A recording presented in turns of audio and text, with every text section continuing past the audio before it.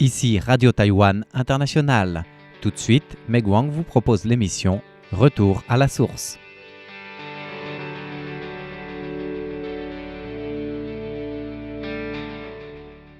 Bonjour à tous, notre émission d'aujourd'hui est dédiée au surimi, un produit alimentaire largement utilisé à Taïwan pour connaître l'histoire et l'utilisation de ce produit omniprésent. Pour les Taïwanais qui mangent la fondue toute l'année durant, une belle fondue a sans doute des tranches de viande ou des tranches de poisson, des légumes, des boulettes de viande, une sorte de ravioli et également toute une gamme de produits alimentaires difficiles à définir comme des tranches de kamaboko avec la tête de Hello Kitty en rose fluo ou encore des bâtonnets de crabe.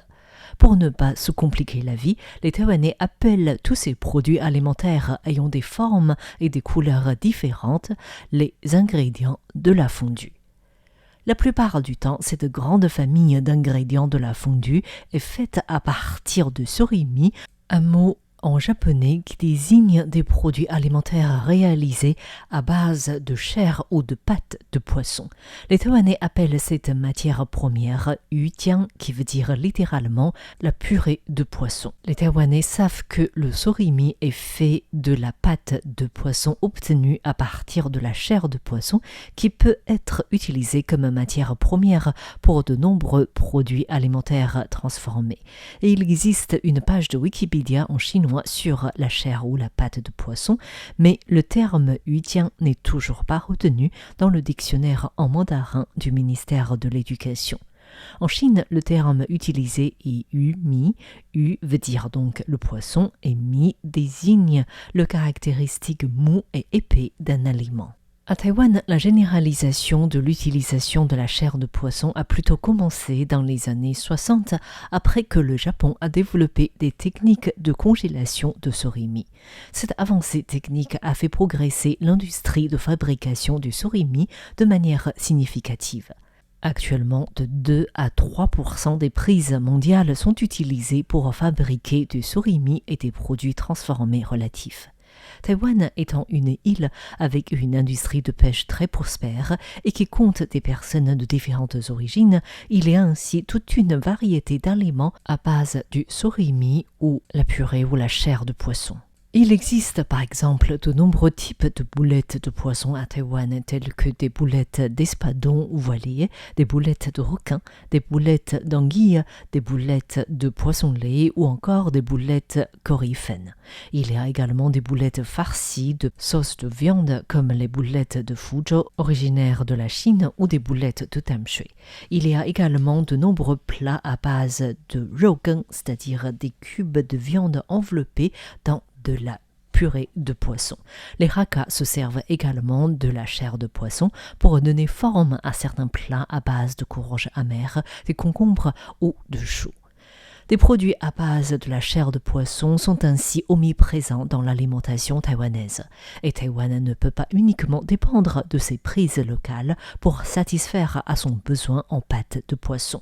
Selon He Zhongbao, l'ancien président de l'Association nationale des produits congelés, il n'existe pas de chiffre officiel à Taïwan sur la quantité de produits alimentaires faits à partir de la chair de poisson, mais il est possible de faire une estimation approximative à partir de la quantité du surimi. Taïwan importe environ de 28 à 30 000 tonnes de surimi par an. Cette chair de poisson est faite à partir des collins d'Alaska, des brèmes à nageoires dorées ou des poissons sabres. Quant aux produits locaux, la pâte de poisson est généralement faite à partir des poissons de lait. Seule la viande dorsale de ce poisson-lait est utilisée pour fabriquer la chair de poisson, puisque cette partie de chair est moins chère et faible en gras, ce qui rend appropriée pour la fabrication du surimi. La production annuelle du poisson-lait à Taïwan est de 50 000 tonnes environ, dont 10 000 sont destinées à l'exportation et le reste des 40 000 tonnes répondent aux besoins nationaux. He Zongbao, l'ancien président de l'Association nationale des produits congelés, estime que la viande dorsale de ce poisson représente environ 20% de chaque poisson-lait. Cela signifie qu'il y a environ 8 000 tonnes de chair dorsale, dont la moitié est utilisée dans la fabrication du surimi. Ainsi, la chair de poisson importée et celle de production locale accumulée fait que Taïwan utilise environ 32 000 à 34 000 tonnes de surimi par an pour fabriquer différents produits alimentaires. Que représente alors cette quantité de surimi? Alors, pour vous donner une idée, en termes de boulettes de poisson, cela permettrait au pays de produire environ 2,3 milliards de boulettes par an. On peut aussi préciser que les surimi peuvent être de qualité différente. À ce sujet, He Zongbao estime qu'il faut distinguer la chair de poisson en fonction de 2 normes, la couleur et son côté collant. Plus la chair est blanche et collante, plus sa qualité est considérée comme meilleure. Par conséquent, dès le départ, lors du choix des espèces de poissons pour la fabrication du surimi, il convient de choisir le type de poisson dont la chair est particulièrement blanche, pure, sans impureté ni trop de graisse. Ainsi, en termes de couleur, le poisson, le colin d'Alaska, de la région plus froide en Amérique du Nord, est fortement conseillé. Pour des pays un peu plus chauds, des poissons utilisés peuvent être des maigres argentés, des narcettes loidis, des poissons plats ou des brèmes à nageoires dorées. Par la suite, il faut considérer les critères nécessaires pour la transformation. Ainsi, les espèces de poissons servant de matière première de la chair de poisson doivent être de grande quantité et au prix bas. Ainsi, en Amérique du Nord, le poisson préféré est le colin d'Alaska. À Taïwan, c'est le poisson-lait et la Chine préfère le beau clair du Pacifique ou encore le poisson-chat pour les Vietnamiens. Et pour que la chair de poisson soit collante et blanche, certains fabricants ajoutent malheureusement illégalement le peroxyde d'hydrogène ou de manière légale le courdelane. Dans le passé, il est déjà arrivé que les autorités sanitaires détectent peroxyde d'hydrogène ou l'acide déhydroacétique. Selon He Zongbao, certains fabricants ajoutent le peroxyde d'hydrogène pour que le surimi soit blanc et ce peroxyde d'hydrogène a également la fonction de stérilisation. Bien que les lois en vigueur à Taïwan interdisent la présence du peroxyde d'hydrogène lors du contrôle et ne prévoient pas l'interdiction de l'utilisation de ce produit lors de processus de fabrication. Sur ce point, il est plutôt difficile pour les consommateurs de maîtriser la qualité d'un produit.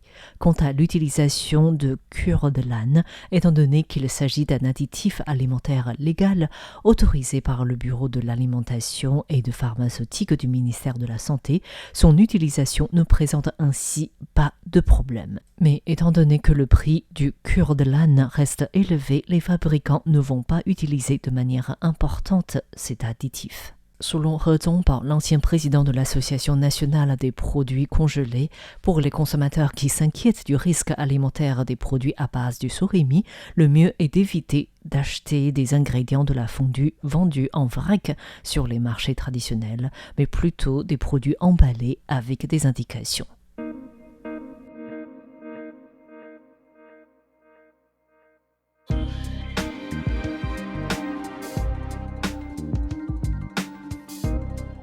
Avant de conclure notre émission d'aujourd'hui, j'aimerais faire une petite parenthèse culturelle sur l'un des produits à base du surimi le plus célèbre à Taïwan, le tempura.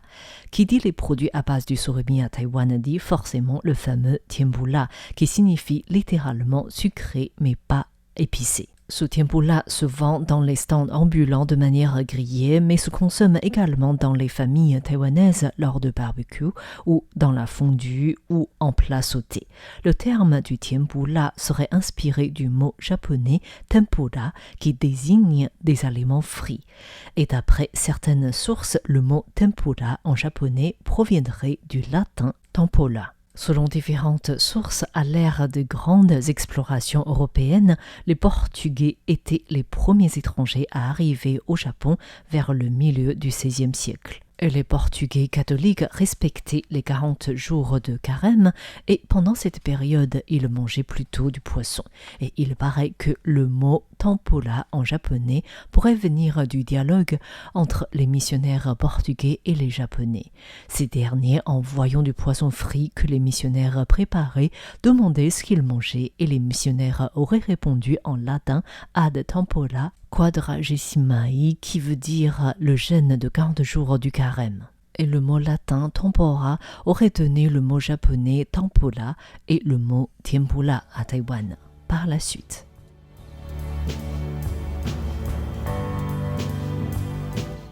Merci à tous d'avoir écouté. Retour à la source consacrée aujourd'hui à l'utilisation de surimi à Taïwan. C'était Meg Wang pour Radio Taïwan International et très bonne écoute à tous en compagnie de RTI.